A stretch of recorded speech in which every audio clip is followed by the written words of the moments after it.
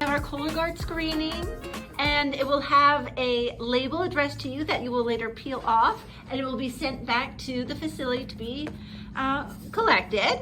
And then you open it up and you have your labels for both your sample to check for blood and the hemoglobin and for DNA.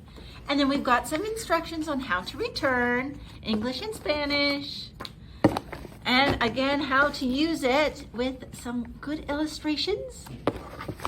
Very nice, sturdy Ziploc bag that you do not get to keep and instead needs to stay in the box.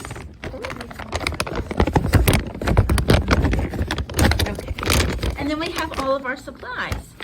So this goes underneath your toilet seat. So after you urinate, you would put this on, attached with your collection tub. And then, our collection tub. Awesome. And then, after you deposit your stool sample, we have a preservative that will cover the stool sample. But before you do that, you want to scrape the outside of the stool sample with our hemoglobin sampler. So it looks a little like a mascara one, and we do not want to poke the stool, but instead we want to scrape, because if there's any blood, it will be on the outside.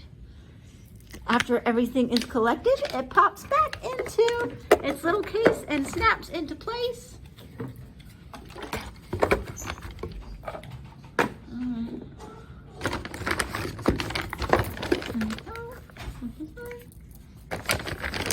Ready to be zipped up and packed up, ready to go back. And you pull off your sticky tag, and then you pull off your address label, and it's ready to go in the mail.